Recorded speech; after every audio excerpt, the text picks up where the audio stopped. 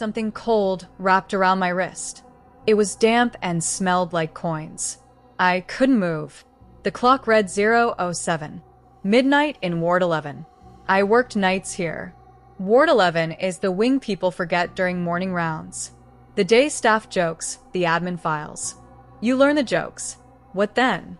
The hand at the foot of the bed stroked the rail. Long fingers. Nails that left faint crescent marks on metal. Tap, tap, pause, tap.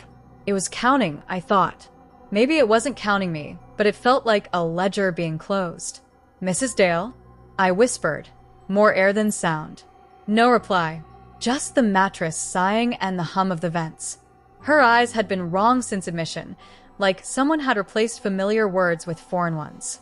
I reached for the call button. Fingers closed over my wrist. The grip was quick and patient. It smelled of old paper.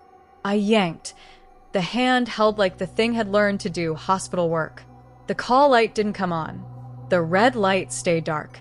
Down the hall, the television flipped to static. The intercom repeated observation. I should have left the room. I didn't. I went looking for charts instead. Charts make monsters sensible. Paper gives reason. Charts in closet. In the supply closet, a stack of charts had my handwriting on top. Different pens. Different dates. Yesterday. Last month. A date that hadn't happened yet. The top one had a single word. Remember. I walked the corridor with the monitor. Vitals were steady. Numbers looked human. Then the printer spat a slip of paper on its own. You return. You forget. You work. A bracelet waited. I opened a drawer and found a bracelet with my name. Evelyn Lang, admitted.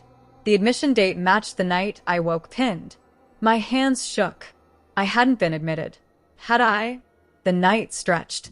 Doors rearranged themselves. The hallway extended like a set being rebuilt between visits. A bed faced a wall that had been a window an hour before. A patient smiled and mouthed my name without sound. The vents whispered pieces of sentences. Once I heard, we file them. Uniforms and badges. In the laundry room, dozens of uniforms hung on hooks. Badges clipped to pockets. My photo on each. Different dates. Some were last week. Some were 3 months ago.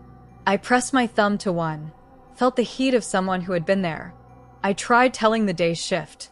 They offered sleepy explanations.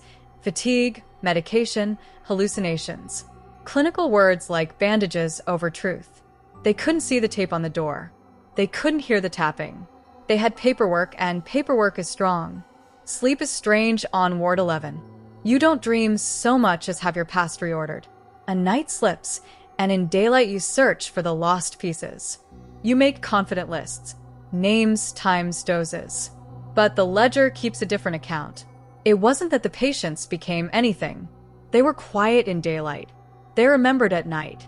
The hospital remembers too. It sorts faces and files them. At midnight it chooses which file belongs to who. I waited once by the nurse's station until morning. The fluorescent lights were a white bruise. A day nurse stirred coffee and asked if I was okay. I laughed, the sound brittle. The computer screen displayed the current roster. My name had a note. Transferred to observation. Admitted for memory loss. Signature, E. Lang. The camera showed me, in a uniform, tucking a blanket around myself in a bed on Ward 11. The timestamp matched the night. I thought I woke pinned. I watched my own shoulders rise and fall.